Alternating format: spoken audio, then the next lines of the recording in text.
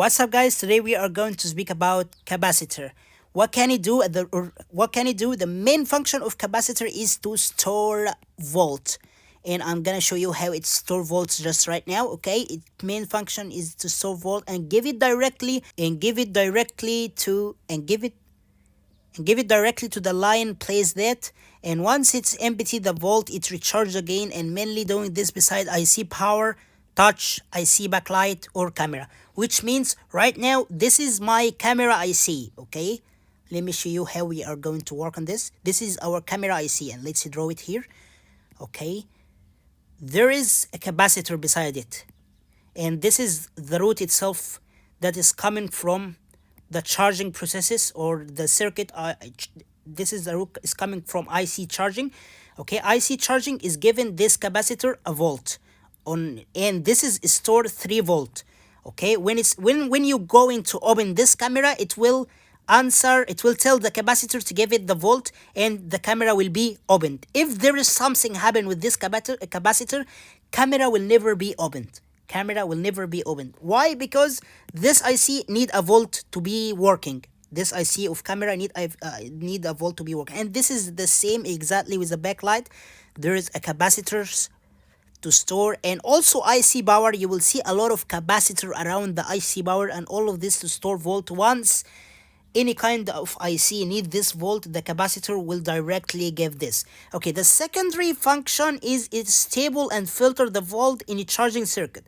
In case if you use the bad quality of charger, it will carry AC and DC current. It will pass the DC current and it will filter out the AC. It will be destroyed, by the way. If you use the bad charger, it will destroy the capacitor itself, because it will let the DC current to pass, and it will be destroyed with the AC current. So it's used to save the charging circuit, okay, from a bad charger. The capacitor will get destroyed, so it's protect the circuit. Okay, it's so easy. I think you are understand me like 100% now. So let's keep going. How a capacitor looks on board. It's always looking like this. It's always looking like this. You will see this yellow. It's all yellow. All of these capacitors. Yellow capacitors, all of these capacitors. This is a resistor. Okay, this is not capacitor. We are going to speak about this later on. Okay, let's make X on it. This is, you may see something like this capacitor in iPhone board. Okay, and you may also see this capacitor on iPhone. Okay, and you will see this on iPhone mainly and Android. So it's always looking like this, yellow. It's just yellow, looking like this. All of these are capacitors. Okay, so easy, guys. It always sign C on the schematic itself, like you will see on the schematic, just like this. We are going to speak about signs on schematic and how it looks on schematic one by one before we speak on schematic directly in next section. Okay, so you are fully understand what a schematic is. So it's signed like C on the schematic itself. Okay, sounds great. As you can see here, it's a schematic here, always sign as C. Okay, and you will see it here. You will compare it here on the schematic and here on board. It's looking like this, and you will know the number of the capacitor itself in case you want to change it. So you add the number of capacitor, so you know the value of capacitor, and we will understand this in next. We will understand this later on. Okay, this is all capacitors. How to measure the capacitor? Let me tell you something. On board, this is a capacitor here. On board, in case if you go buzz on buzzer mode, this means that this capacitor is not working. Okay, sounds great? Yup, it sounds great. But let me give you a tip and tricks that I always do, since I have worked in this job since 2006. I will give you something so important and so easy to do. Get your multimeter on a volt mode, and you will measure. You will open the schematic here, and there is a capacitor here and there is a capacitor here, and you need to make sure that this capacitor is working. So easy, guys. Measure the volt here on voltage mode and measure the volt here. In case if there is something happen with this capacitor, it will never pass the volt to this one. Okay, this is easy to do, but the main and official way to measure the capacitor is by a buzzer mode. If it gives buzz, it's not working.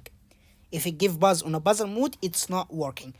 So we will never know the value of the capacitor itself on the board. We need to take it out of board. Even if it give buzz, we will not know that this capacitor is working or not, because on series you will take the measure of all the circuit. So if there is a short here on this capacitor, you will see here also buzzer mode, and you will get the buzzer mode here also. So you will never know the volt, you will never know the measure value of the capacitor itself. So if you are not sure that this capacitor is working, just take it out of board by doing a soldering, by doing a desoldering to it, and just measure it out of board to know the value. It will give, one side will give value and the other side will give 0 OL. If it give buzzer outside of board, it's also not working. Okay, on the battery line it should give the same voltage value of line as I told you here. Okay, note, if C is shorted, you will see the short in whole line as I told you here.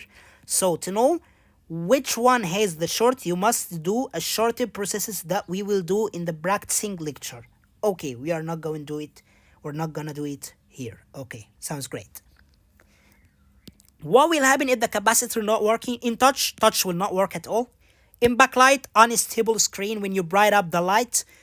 In a charging light, it may destroy the IC charge if you use non-original charger. Okay, sounds great.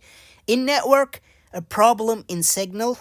In battery, a very high usage. Okay, sounds great. Important, when you're gonna work to replace the capacitor from other board or in a place that have a lot of capacitors, you must make sure that they are same in farad or picofarad and same volt space. Which means I am going to replace this capacitor C401. Okay, so this capacitor, I'm going to search on the schematic. I will see that the value of this capacitor, it can store up to 3 volt and it's measured in picofarad, whatever PF. So when you are going to replace it, you must get the same one, okay? The same one that can store 3 volt and have the same picofarad. You are a hero, guys. You are a hero. Keep going. We just finished this lecture.